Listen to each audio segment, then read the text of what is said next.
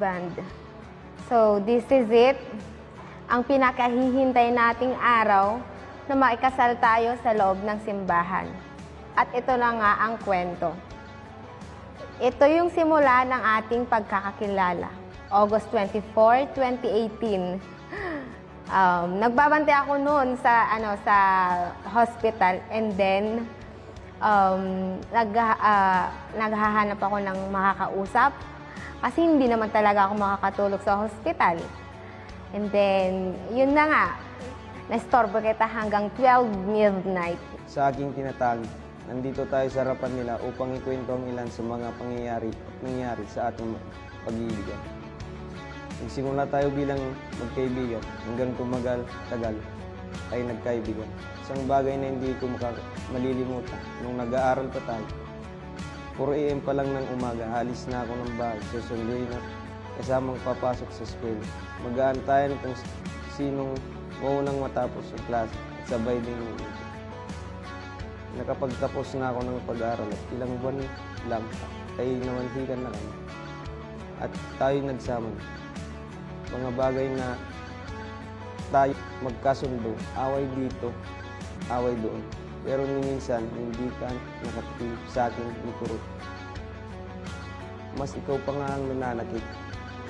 Pero okay lang, kasi mahal kita. Eto na, taking mo na. Sabay nagkasakit pa ako. Akala ko nun hindi na kita mahahatid.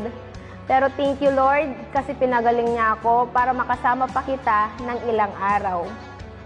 Thank you, kasi sa mga panahon na nahihirapan ako, ikaw yung kaandyan lagi. Ikaw yung nagbibigay sa akin ng inspirasyon para matibay kahit na hindi tayo laging magkasama. Sa ilang buwan na training mo, 8 to 9 months, ang hirap. Yung isang araw katumbas ng isang taon. Pero wala tayong magagawa. Dahil kung hindi ka naman magsasakripisyo, wala rin tayong future. May mga bagay at sitwasyon na ating dinanas at nadanas na mahirap. Kagaya na lang noong nakapasok ako sa serbisyo. Siyam na buwan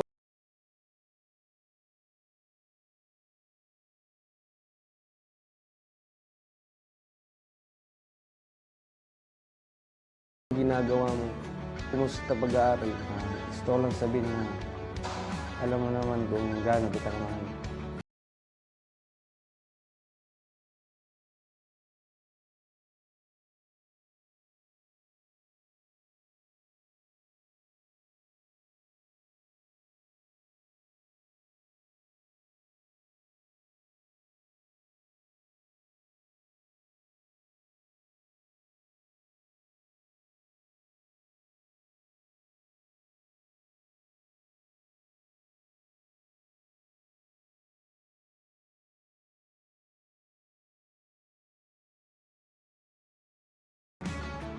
Yan mo talaga yan.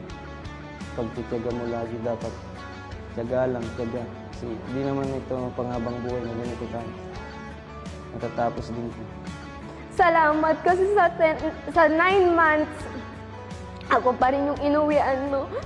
Ako pa rin yung partner na pinili mo kahit maraming iba dyan na mas deserve. Salamat kasi hindi mo ako iniwan. Itinuring mo akong prinsesa ng buhay mo. Kaya salamat sa lahat. Mahal na mahal kita. At ayoko munang isipin na next week, LDR na naman tayo.